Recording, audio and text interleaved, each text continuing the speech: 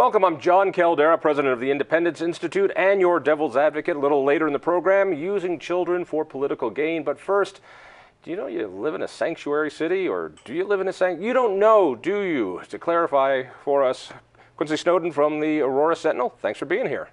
And you know him, you love him, John Murray from the Denver Post. By the way, both of you have great hair going on right now. I'm thrilled for both of you. All right, we need a definition. A sanctuary city is what exactly?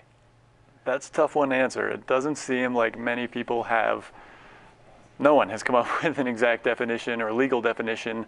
Although in Aurora, the thing that is really stuck and that people have kind of been adhering to is this piece of U.S. Code 1373, Section 8. And rolls off the tongue. Yeah. And what does it say? That has been thrown around a lot in City Hall in recent months. But it says basically that a state can't enact a law that prohibits communication with basically federal immigration services. They can't, or they can? They cannot. They cannot. So a sanctuary city, therefore, would be a place that prevents communication? Well, it depends on who you ask, because Jeff Sessions and Donald Trump, as they've been putting out these policies, they've used the term sanctuary city. Activists use the term sanctuary city. It's kind of a harsh and test. both sides of the illegal immigration debate use the term sanctuary city. It's become that way. I think it started with the side that was in favor of more immigration enforcement, and it's one of those terms that's been used so much, it's been embraced by the other side as well. The anti-illegal immigration folks said, you're a sanctuary city, and the cities would say, there's no such thing. Yeah. Well, and now they're starting to say, yes, we are. So it's been a rhetorical term in the past. Now that the president and the attorney general are using it, it's becoming more of a legal term, except there's no legal definition for sanctuary city. So that's become the problem when they're saying, we want to restrict federal funding if you are a sanctuary city. Cities have shot back with, well, what the heck is a sanctuary city? We do this, this, and this. Does that make us one? Where other cities do even more than that in terms of what are some of the things? What are we do this, this, and this? So some cities have said, yes, we're officially a sanctuary city, mostly to stand up to Donald Trump. Yeah. And what is it to them that they do that they think they're a sanctuary city? I mean, a lot of it comes down to, oftentimes the police chief will make a lot of public statements saying that they will not check immigration status on kind of standard interactions with the community. And that's, again, the one that's come up in Aurora quite a bit. I believe Boulder passed some sort of resolution. Boulder was more emphatic about saying we are a sanctuary city, that there's an ordinance on the books. And what does the ordinance say? I don't know all the details. Ordinance says as long as you recycle properly, you can stay in the city. It's a little bit more assertive than, say, Denver has been. Denver is in this weird position where the mayor and his legal team don't want to go out on a limb and say, hey, we're a sanctuary city. They don't want to target on their backs. Unlike, say, the city of Boston, which in January, the mayor there, Marty Walsh, he had a press conference at City Hall there, said, we'll make our City Hall a literal sanctuary if immigration comes after illegal immigrants. So the immigrants are going to go to City Hall and live there? I think it was more of a rhetorical point, but yeah, he was trying to make an illustration. They were very prideful of the term. He shouldn't say that. He might be feeding a lot of people. Well, in Denver, it's not as emphatic as that.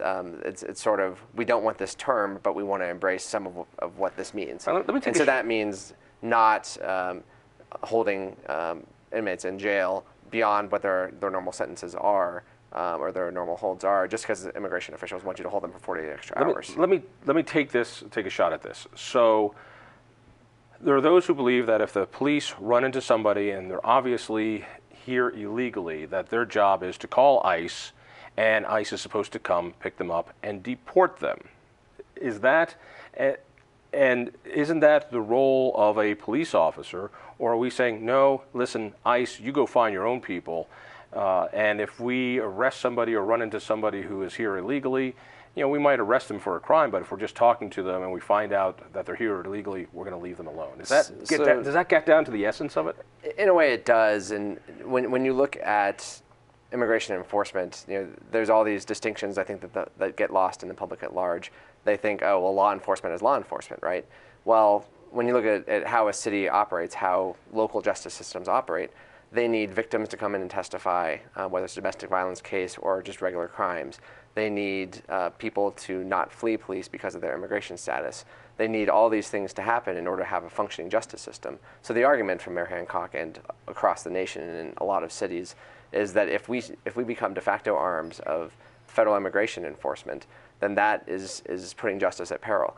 Victims won't come in to testify, and if somebody's a victim, their immigration status shouldn't matter. They've had a crime committed against them. We need to make sure that the system can operate and not have us be seen a witness as sees a horrific crime. Yeah. The key witness witnesses, is illegal. He testifies. They put the guy in jail, and he gets rewarded by getting deported. Right. You start doing that enough times, and people witnesses aren't are not gonna going to help you out. So it's a chicken and the egg problem as well. I mean, what's the solution? Because I know Aurora has the solution, and that solution would be what? Solution is an interesting term, but what Aurora did earlier this spring, they passed a resolution saying that they are not a sanctuary city, nor are they a sanctuary jurisdiction. And it was largely symbolic, but they really, really wanted to show by anyone who was listening that they were adhering to all federal policies, and they did not want to keep appearing on lists that have a way of bubbling out of the internet that qualify them as a sanctuary city. And really, what they're worried about is getting federal dollars, because if federal dollars close down, so what we need to do is stop relying on federal dollars and everyone will be happy. Also sounds great in theory, right? No, it sounds great in practice. One of the things that I find so entertaining about this is that a lot of people on the left who are fighting for immigrants' rights are now finding the beauty of federalism.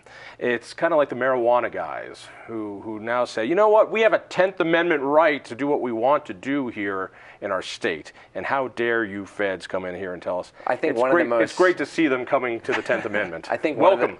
We're happy to have you. I think one of the more interesting facets of this is as Trump and Jeff Sessions have rolled out these policies is now on hold by the courts, whether they can just yank federal funding at their discretion because they don't like this particular policy on immigration. One of the arguments has been to cite from a couple of years ago the Obamacare ruling authored by John Roberts that said that the Medicaid expansion that was part of the Affordable Care Act rollout, that they could not require states to adopt that expansion in order to get more money because that was making them make policy choices kind of under threat of withholding funds.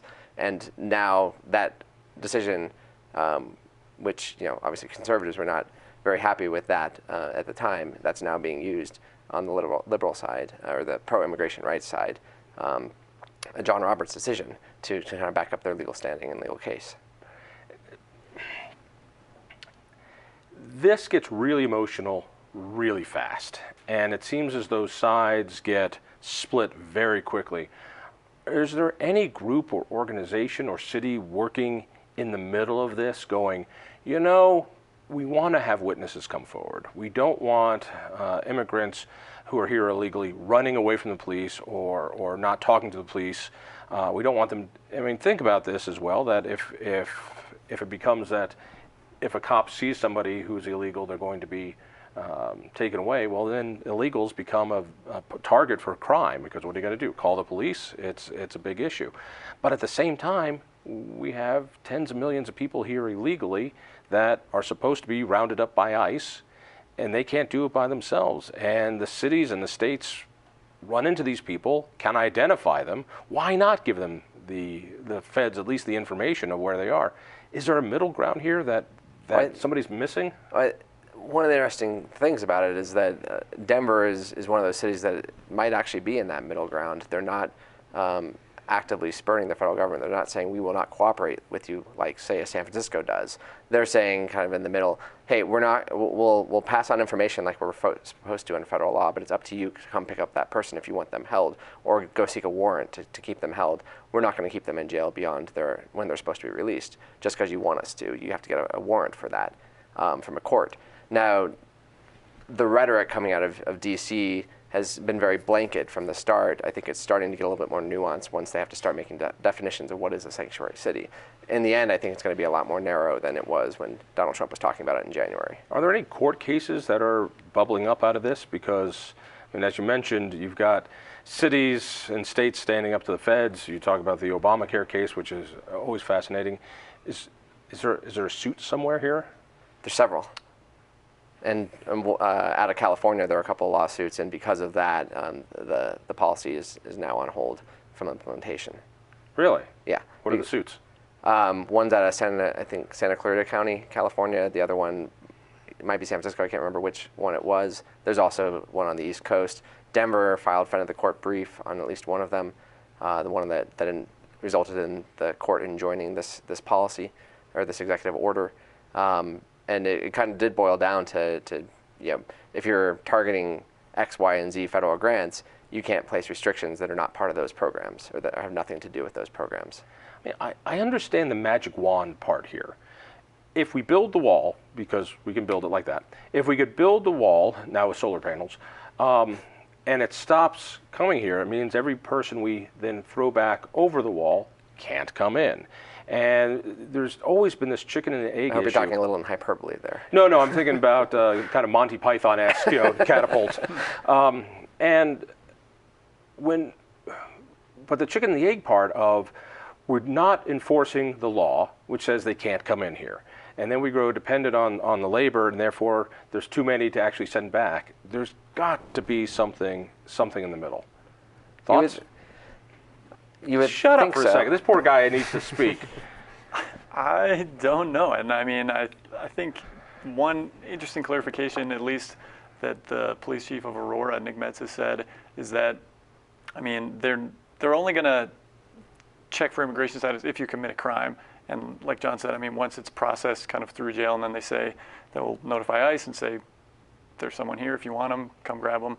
But if you are just pulled over and you're not found of accusing, or you're not doing anything illegal other than possibly existing. But at the same time, can't illegals get driver's licenses now in Colorado?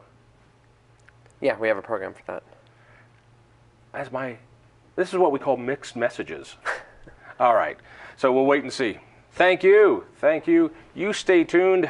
You're going to like this part.